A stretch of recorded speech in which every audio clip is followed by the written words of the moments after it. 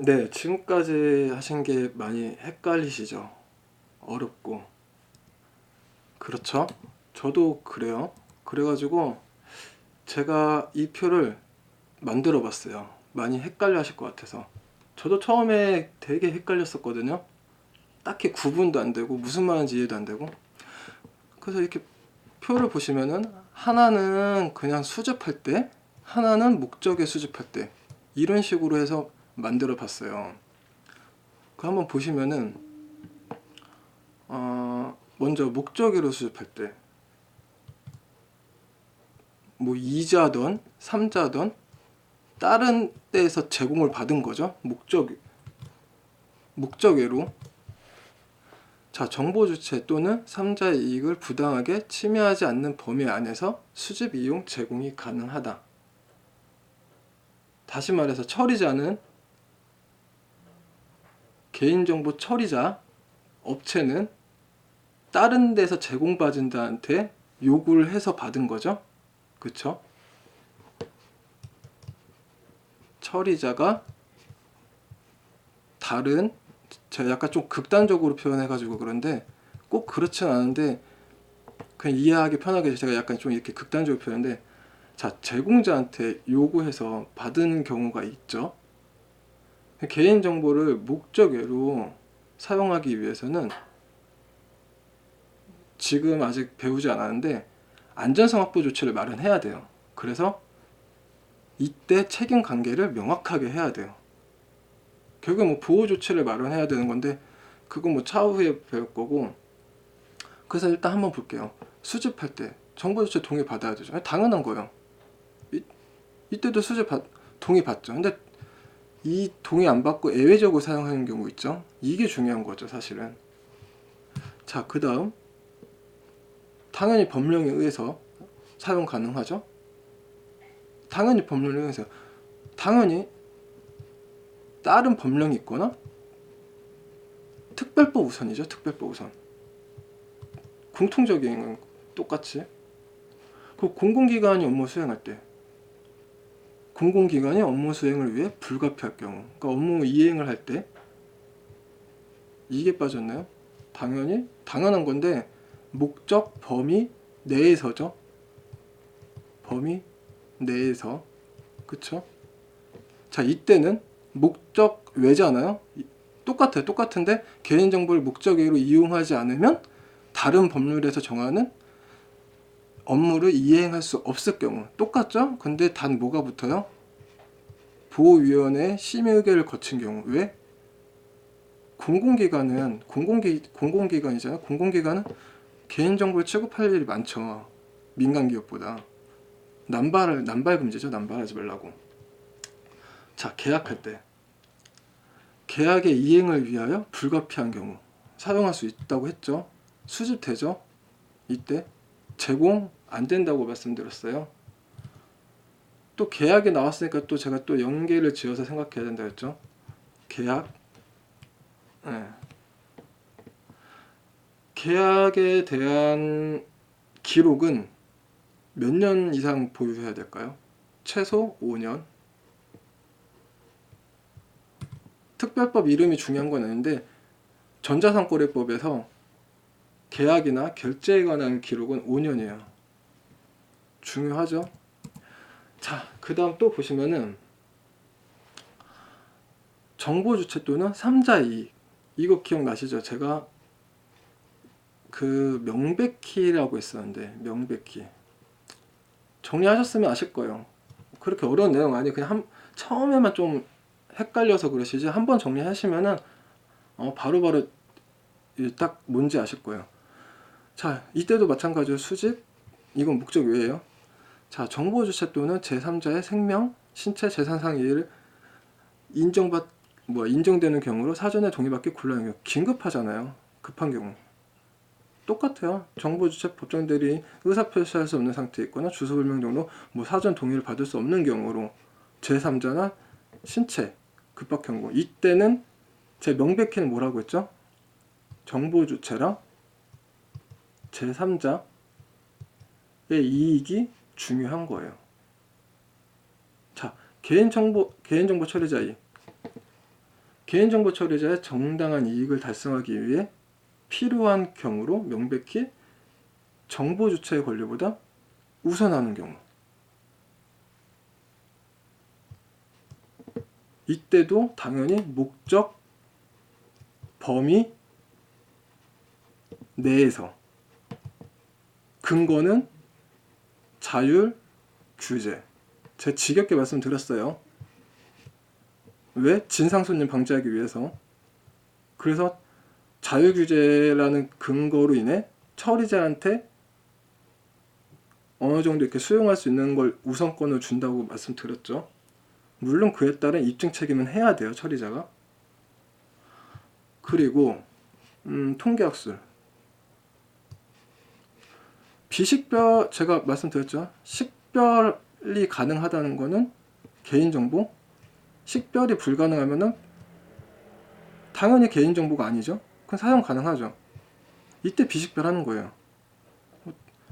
몇 가지 방법이 있어요.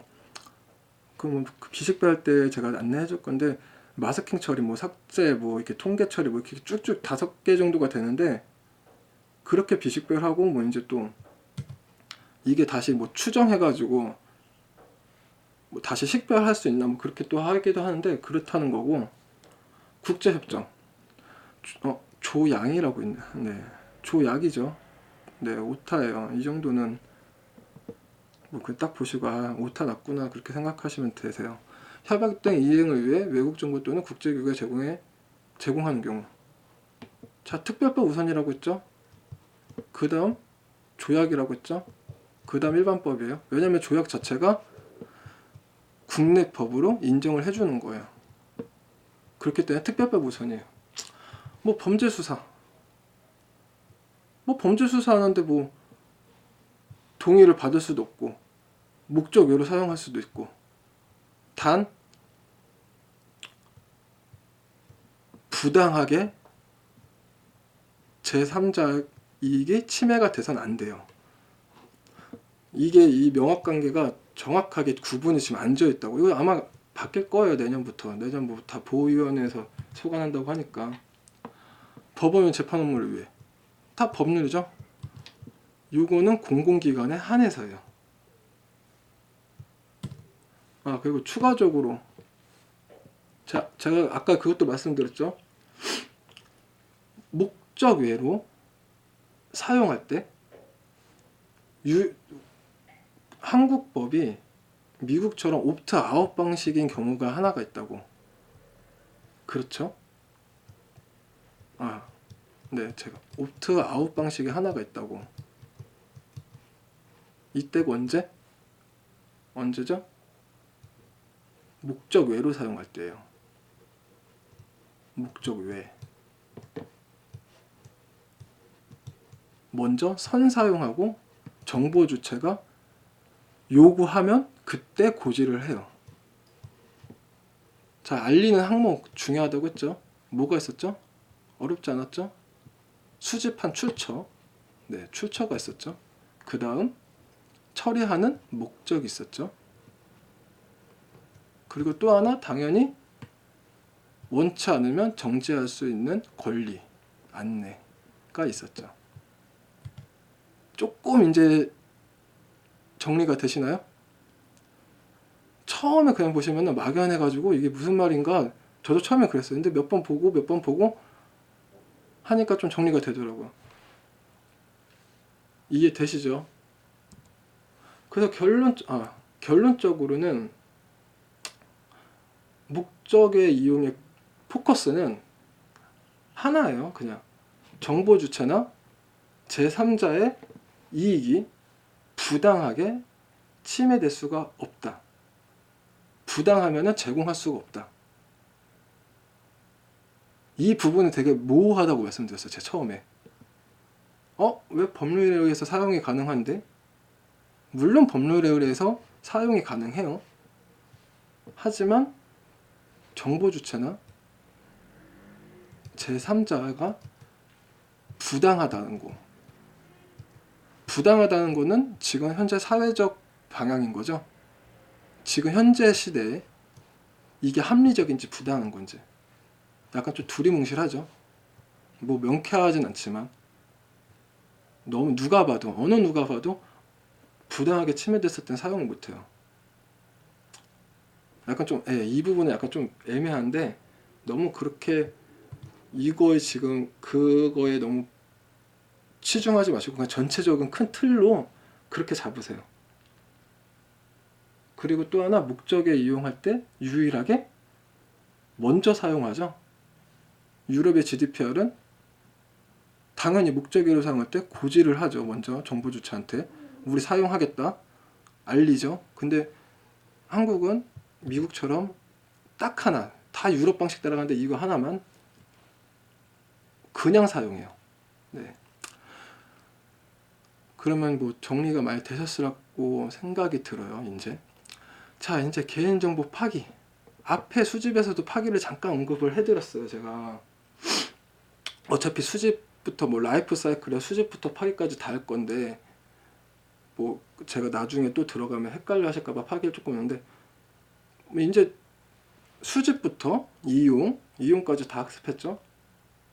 결국엔 마지막은 뭐예요? 개인정보 라이프 사이클 파기하는 단계잖아요. 어렵지 않아요. 진짜 어렵지 않아요. 뭐 중요한 거는 그 안전사 확보 조치에 이제 뭐 기술적 관리 방법 뭐 그런 거랑 각 유형에 들어가는 거 그런 암기 사항이 있지 그것 빼고는 그냥 전체적인 틀은 비슷해요. 그냥 어렵지 않고 바로바로 그냥 기본 개념은 바로 잡으실 거라고 생각이 들어요. 자, 제가 근거 조항을 캡처를 해왔어요. 보시면은 개인정보보호법 21조 그리고 시행령 16조. 자, 법령, 시행령, 시행규칙 있으면 처음엔 큰 틀, 가면 갈수록 이제 세분화된다고 했었죠. 그래서 처음에 법령은 약간 좀 큰 틀이고 이제 시행령 가면은 이제 좀 구체적으로 되어 있죠. 이제 나중에 이제 지침 고시 보시면은 되게 세분화가 되어 있어요. 자, 개인정보 파기, 개인정보 처리자의 제가 이 파기하는 시기가 언제라고 했죠? 그렇죠. 보유기간 경과, 목적 달성, 아니면 뭐 폐업했을 때, 그렇죠? 아니면 뭐 다른 법령에 의해서 있을 경우, 이때는 뭐 파기할 때는 복구 또는 재생되지 않도록 해야 된다. 그리고 만약에 파기를 하지 않고 보존할 경우 따로 분리해서 분리해서 저장 관리해야 한다. 그래서 이런 방법은 대통령령을 정한다. 그 뭐든지 뭐 어떤 시험하는 방법이나 어떤 거는 다 규칙이 있어요. 법률이 있어요. 뭐 예를 들어서 뭐 딱히 뭐 환경에 대해서 말까? 뭐 예를 들어서 대기나 수질, 네, 뭐 뭔가 어떤 환경 오염에 대해서 어떤 물이나 강에서 물을 떠왔어요. 그럼 그거를 환경 분석을 해야겠죠. 그럼 실험을 해야 되잖아요. 뭐 그때 뭐 COD 뭐 그리고 뭐 BOD 해가지고 뭐 유존 그 물 안에 뭐 산소 포화량을 뭐 하고 뭐 그런 게 있는데 이런 시험 방법이 되게 많아요. 여러 가지가 있어요. 시험하는 방법들이 결국에는 나라에서 정해져 있는 공정 시험 방법이 있어요. 그렇죠? 그게 대통령령 정해진 거예요. 저는 지금 환경에 대해서 말씀드렸는데 보안 쪽에서는 뭐가 있겠어요? 개인정보보호법에서는 안전사고 조치가 있고 망법에서는 기술적 관리적 안전조치 기준이 있죠. 그거 나중에 같이 할 거예요. 걱정하지 마시고요. 자, 시행령. 개인정보를 파괴할 때 다음 각호에 따른 방법을 해야 한다. 복원이 불가능한 영구 삭제, 뭐 기록물, 인쇄물, 서면 때 파쇄, 소각. 물리적인 방법이죠. 뭐 파쇄도 뭐 0.25 미리 입자로 잘게 복원을 못하게 잘게 쪼개라는 거고 소각 같은 경우는 종이 문서죠. 종이 문서나 하는 거고. 네, 일단 근거는 지금 이렇다는 거예요. 그럼 한번 보죠. 개인정보 파기. 개인정보가 불필요하게 되었을 경우 지체 없이 5일 이내 개인정보를 파기해야 한다. 파기될 경우 목적 달성. 이거 했던 내용이네요. 사업이 종료된 경우 뭐 고지하고 동의받을 보유기간 경과, 아니면 계약 종료, 회원 탈퇴. 망법에서는 1년이죠. 또 이런 경우가 있고 사용을 안 해요. 접속을 안 해요. 장기간 접속을 안 하고 사용을 안 해요. 그러면은 1년이 1년. 이거 플러스 망법에 대해 1년. 앞에서 학습 같이 했었죠? 네, 같이 했던 걸로 알고 기억해요. 그래서 1년이 경과되기 30일 전에 고지를 하죠. 요즘에 많이 오더라고. 이렇게 핸드폰으로도 문자 메시지 오고, 뭐 어디에서 뭐 장기간 접속을 안 해서 뭐 한 30일 후에 뭐 탈퇴 처리된다고, 뭐 그렇게 연락이 오더라고요. 그 개인정보 처리자는 파기에 관한 사항을 기록하고 관리하여야 한다. 목적 달성한 개인정보 파기 법적 의무사항. 그 파기 대장이래. 개인정보 파일을 보유할 때는 제가 말씀드렸죠? 각 대장을 만드셔야 된다고. 골목 대장 아니죠?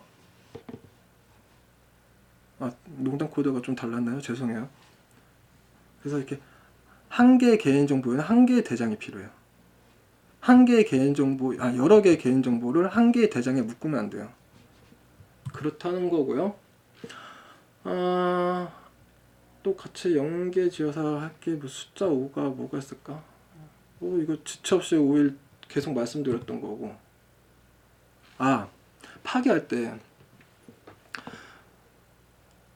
위탁 관계할 때 3자 제공은 완전 다른 거니까 생략하고, 위탁 관계할 때 위탁. 좀 여기다 왜 이러지? 위탁일 때, 위탁의 사항일 때요. 위탁사가 있죠? 수탁사가 있어요. 의뢰를 하죠. 수탁사는 위탁사의 일을 하는 거니까. 그러면 관리 감독을 해야 돼요. 그렇죠? 수탁사가 파기할 때 어떻게 해야 돼요? 이거 나중에 책임자의 업무에도 나와 있는데 동행해야 돼요. 동행해서 파기할 때 어떻게 파기하는지 입관해서 확인을 해야 돼요. 지금 그냥 이 정도까지만 아시면 되고요. 파기하는 방법, 크게 말해서는 물리적 파기가 있겠고, 기술적인 방법으로 파기하는 방법이 있겠죠.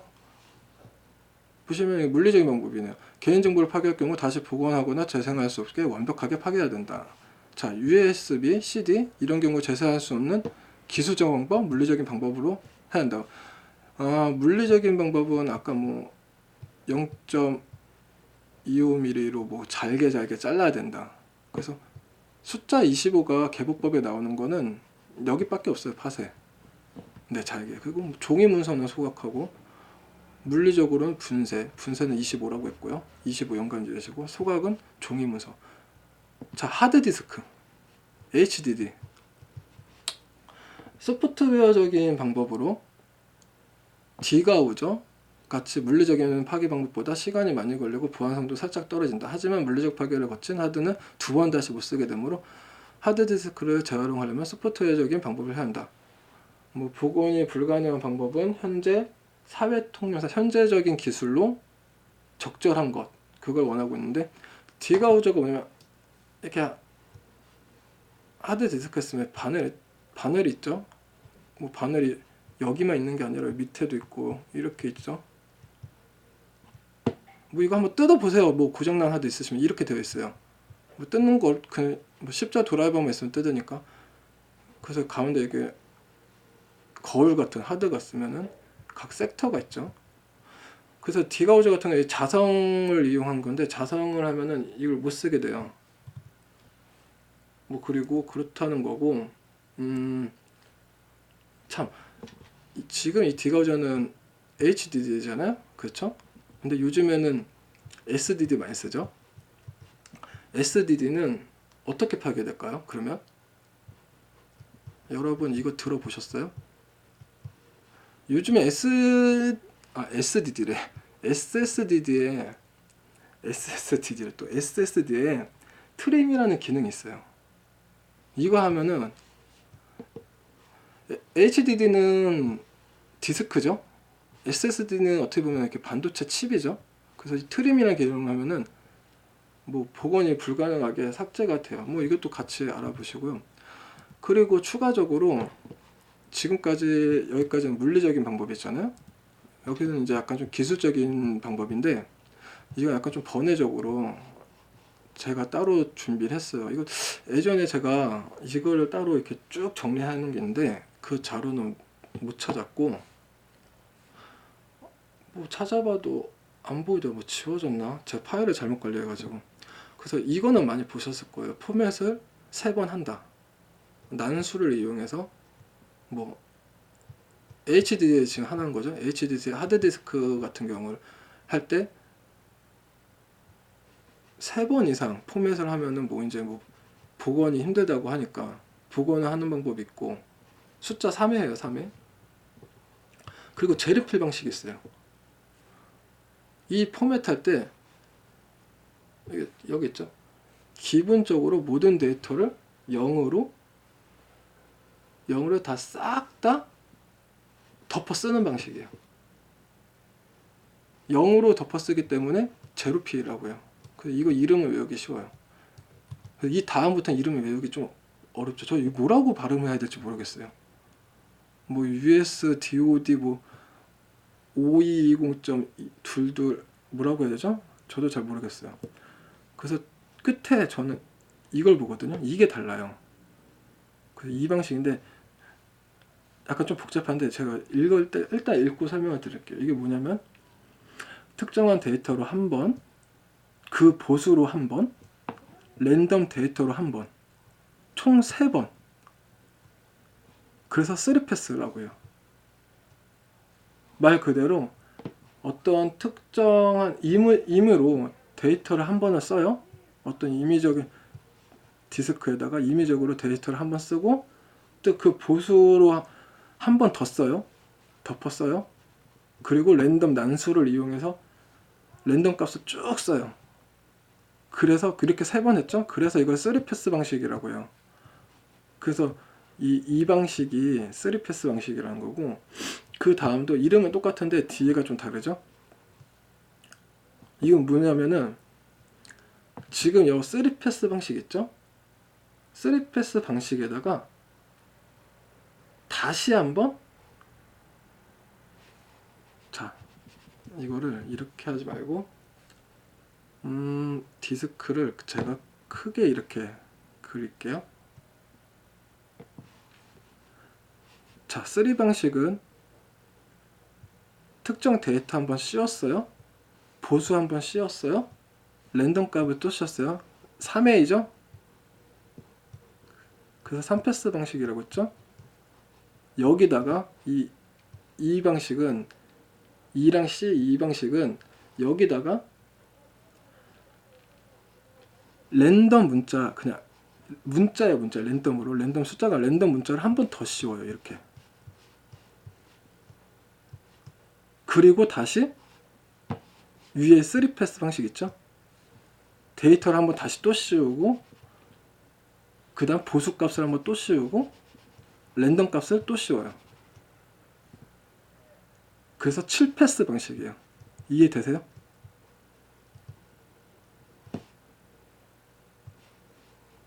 이게 문제로 나올지 안 나올지 아직 모르겠어요. 근데 이것도 뭐 나올 성은 있죠. 데이터 한번 쓰고 보수값 한번 쓰고 랜덤 값 쓰죠. 3번 썼죠. 여기다 랜덤 문자 값 쓰죠. 다시 데이터 쓰죠. 보수 값 쓰죠. 또 랜덤 값 쓰죠. 다시 또 3회 또 왔죠. 3회 플러스 문자 랜덤 문자 플러스 3회 3, 3, 3, 3, 3, 1 그래서 7패스 방식이에요. 이해되시죠? 어렵지 않죠? 3번 여기는 3번 플러스 1번 랜덤 문자 그 다음 다시 또 3번 그래서 7패스 방식이에요. 그리고 밑에 또 하나 또 있는데 뭐 피터 거즈만 뭐 알고리즘이라고 해가지고 뭐 이렇게 뭐 쭉 있는데 한번 읽어보세요. 읽어보시고 아 이거는 제가 잘 모르겠어요. 사실은 몰라서 이거는 35패스예요. 보시면 어딨냐면은 뭐 이렇게 뭐 더 쓴 다음 더 씌워가지고 이진수 값을 더 씌고 뭐 해가지고 4번을 더 씌고 해서 뭐 35번 더 쓰는 길 과정. 그래서 뭐 35패스인데 뭐 35패스니까 뭐 안전성은 말할 필요도 없겠죠. 그렇죠. 근데 뭐 지금 시점에 지금 현재적인 사회 시점에 이렇게까지 많은 노력을 굳이 할 필요는 없다고 해요. 뭐 그렇다고 하더라고. 그래서 지금 현재 지금 이 방식으로도 충분하대요. 뭐 이런 근데 뭐 굳이 뭐 이런 방식까지 있다고 하니까 그냥 참고 삼아 그냥 보기만 하시고. 네. 자, 그다음 이거 제가 맨 처음 1과목에서 말씀을 드렸어요. 그 국내법하고 이제 비교를 할 때 여러분은 이걸 알고 계셔야 돼. 제가 그때도 어떻게 설명을 드렸냐면 이걸 다 외우기는 힘들어요. 암기사항이 뭐 이것만 있는 것도 아니고 뺄 거 빼라고 했죠. 중요한 게 뭐냐면 전자금융거래법 돈이 오고 간 거죠. 5년이에요. 5년. 의료법 5년이에요. 뭐 수술에 관한 건 10년이고 또 뭐가 중요하냐면 손해배상, 소멸시효 3년, 10년 뭐 각각 이제 뭐 이 금액에 따라 다르거든요. 뭐 그렇다는 거고. 전자금융권도 금액이 달라요. 10,000원이 넘어가면 5년이고 10,000원 이하면 1년인가 그래요. 어디에 그 뺐나? 여기 바로 위에 있네요. 10,000원 이하일 때 1년. 근데 그냥 5년으로 알고 계시면 돼요. 이 부분에 대해서 좀 많이 연계돼서 나오는 문제가 많이 보이더라고요. 그래서 이렇게 보시고 그때도 제가 그걸 설명을 드렸을걸요. 망법이 있고 신용정보법이 있잖아요. 그럼 뭐가 우선이에요? 같은 특별법인데 망법이 우선이에요. 신용정보법보다. 그때 제가 법률 근거 그때 하나 찾아드렸었는데 그때 기억나시죠? 네, 이렇게 뭐 끝났네요. 개인정보 파기는 사실 이게 다. 그래서 뭐 제가 이제 눈에 자주 익혀야 된다고 벌금 조항까지 찾아서 같이 넣었는데 뭐 숫자는 시험 보시기 뭐 며칠 전에 코앞에 카운터 다운 하시고 그때 보시는 게 효과가 좋으실 거예요. 이걸 계속 그냥 그 전까지는 굳이 암기하려고 하지 마시고 눈에 자주 익히세요. 그래서 개인정보를 미파기했을 때 근거는 21조고요. 이때는 3천만 원 과태료, 행정처분이죠. 제가 벌금하고 과태료 설명드렸습니다. 이 부분에 대해서는 뭐 또 중요한 게 많기 때문에 이건 크게 중요한 것 같지도 않아가지고 중복으로 설명 안 드릴 거예요. 그래서 벌금이 더 큰 거다, 형사처벌이다, 과태료는 약한 거다. 그래서 벌금 같은 경우는 형사처벌이고 과태료 같은 경우는 이제 그냥 단순히 행정처분이다, 그렇게 말씀드렸고, 개인정보를 분리하여 저장 관리하지 않았을 경우 이것도 안전성 확보 조치할 때 물리적인 방법이 있거든요. 그때 들어가는 건데 그때는 21조 근거 1,000만 원 이하의 과태료예요. 네. 그래서 여러분 이제 수집부터 목적의 이용 그리고 개인정보 파기까지 지금 어떻게 보면 이 다음 과목인 3과목에 있는 라이프 사이클의 수집 파기까지 같이 다 학습하셨어요. 이 좀 범위가 좀 굉장히 많고 그렇지만 한 장 한 장 하니까 뭐 크게 어렵지도 않고 이해도 되셨을 거라고 생각이 들어요. 자, 그럼 다음부터도 조금 더 노력해서 이 과목은 이제 거의 다 끝났다고 생각하시면 되니까요. 네. 그러면은 잠시 쉬었다가 다시 열심히 또 학습하도록 하겠습니다. 잠깐 쉬도록 하겠습니다.